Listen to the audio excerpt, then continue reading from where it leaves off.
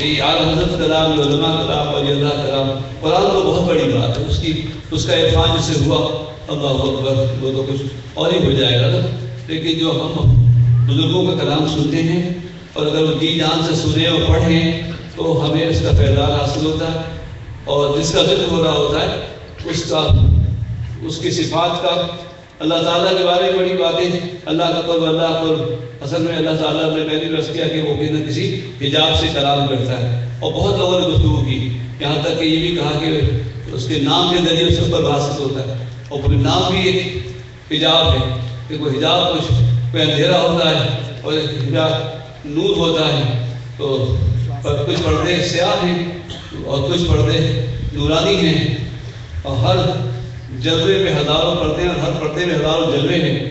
تو بعض حجابات جو ہیں وہ فاصل نہیں ہوتے، واصل ہوتے ہیں.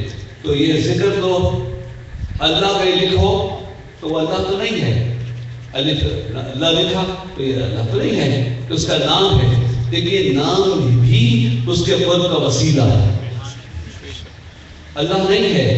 اسی طرح اللہ کے نام، ان کا ذکر کرنا، اللہ اکبر، اللہ سے قریب کر دیتا ہے.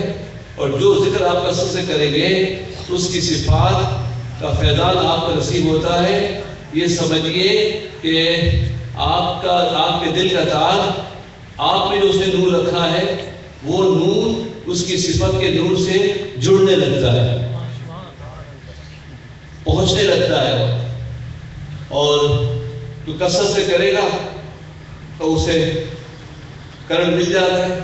الگ لگاؤ، لوز ادھر لگاؤ، ادھر لگاؤ، یہ کرو، تھوڑا ٹائٹ کر دو، پھر آپ کا بلب صحیح لگ گیا تو آپ کا بلب روشن ہو جائے گا.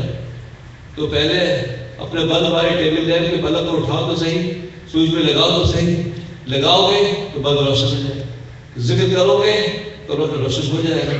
پیر و مرشد کامل را سیدی حمزہ